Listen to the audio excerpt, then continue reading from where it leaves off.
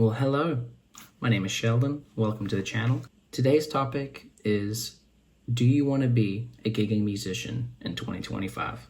If you don't know who I am, my name is Sheldon. I am a gigging musician. I play the acoustic guitar. I use the loop pedal like the great Ed Sheeran. I play a very big variety of songs. I play songs from Johnny Cash all the way to Taylor Swift and pretty much everything in between. I've been doing it now for the past 9 years, and it has been probably the best decision I ever made in my entire life, was to pick up a guitar. There's not a lot of YouTube channels out there that I see that talks about just what really goes down whenever you go to these gig shows, and really just talking about the logistics about it. I'm here to kind of answer a few of those questions that I mainly get as far as in my experience. The first thing that I always get asked is, do you do this full time? And the blessing to the answer really is yes. I've been doing this full time now for 9 years, and it has been so incredible to be able to do. I have been able to play some pretty awesome venues just through word of mouth and being invited out to play. Private parties has been another great thing that you're able to do as a cover musician, whereas when you're a solo artist, it's a lot tougher to get out there, into the world, and to get people to listen to music is not an easy task. But as a cover musician, when you're playing the songs that everybody knows and you do them well and you do them in such a creative way, it makes people want to hear your version of that song. I have played, the most I think I've ever played in 1 year was about 600 shows in a year. And I did 2 shows every single day, where you would do a day shift and then you'd walk to the next venue and you would do a night shift. I played nightly in Key West, Florida. I know that you could probably get away with this in high volume places like Nashville. You could probably get away with it in very tourist heavy places. You could probably swing playing doubles. And then the lowest, I've gone from 600 shows a year, and then just last year I did 27 shows. Granted, that's because I took the year off to be with some family, and it was a good year. All right, so the second question I get mainly is, what got you into music? And so for me, I am now 22, turning 23 this year, but I've been playing in bars and restaurants since I was 13 years old. Don't ask me the legalities on that, but I made it work, and a lot of the venues that I played were always very, very good to me. I got my start by just meeting musicians, networking, and what it takes is just one guy or girl to give you the opportunity to get on stage and just to get in front of people. Fortunately, I got in front of a bar owner that really loved the talent that I had. And so he said to me, Sheldon, do you want to play a gig? And I said, yes, sir, I do. And so I played one Sunday afternoon a week. Eventually, I played a Sunday, Monday. Eventually, then I went Sunday, Monday, Tuesday.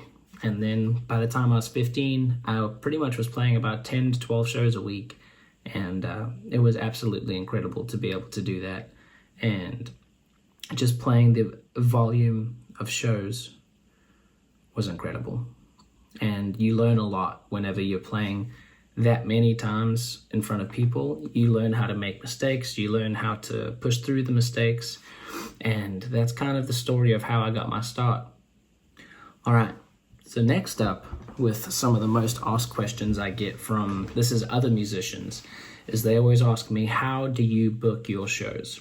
And so from the experience of an acoustic player, that's just a one-man band, I don't have to worry about a drummer, a guitarist, a bassist, or anything like that. So if you're any of those, I can somewhat give you the insight, but just as far as a solo artist goes, I have experienced reaching out to venues and just asking them if you can play.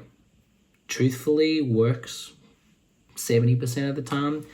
It helps if you have some footage of you, if you have some photos, if you have some references, if you have a good, decent amount of following on social media.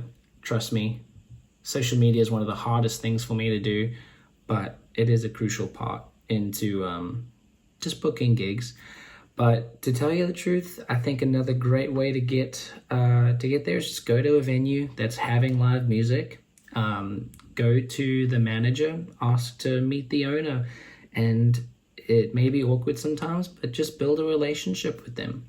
Every venue that I play at, I try my best to get to know the owners, to get to know the managers, to get to know the staff, because what I think a lot of gigging musicians don't come to realize, if you're touring, this is different because you're just in there for one night, out the next. That's very, very different. But if you're trying to play a local venue, you got to remember that that venue is going to listen to you and see you the most out of all the patrons.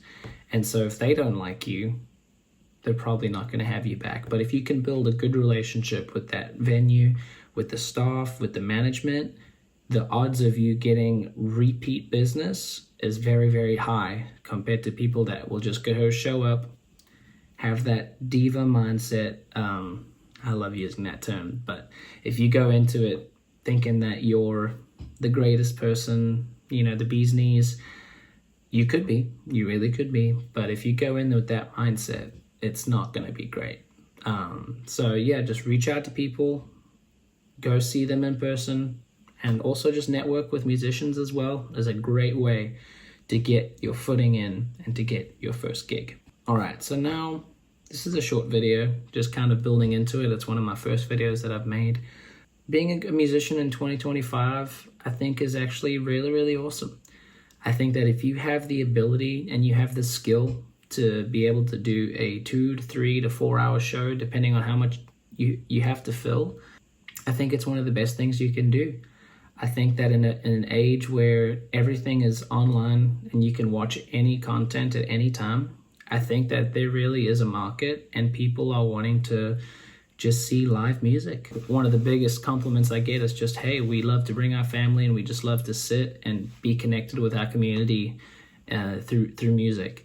And I think it's going to be one of those jobs to where it's really going to be valued and wanted in the next few years as AI gets better and AI takes over, not to get stereotypical there, but AI is scary, and but they can't really come and take live music away from us. And so if you're a musician sitting in your chair right now or driving or whatever it is and you found this video, drop a comment down below. If you have any questions, you let me know. I'm going to try and get these videos a bit more refined, but I think the best way to do it is to just start. And so thank you for watching this. Subscribe if you want. Check out any other videos down below. I guess that's it.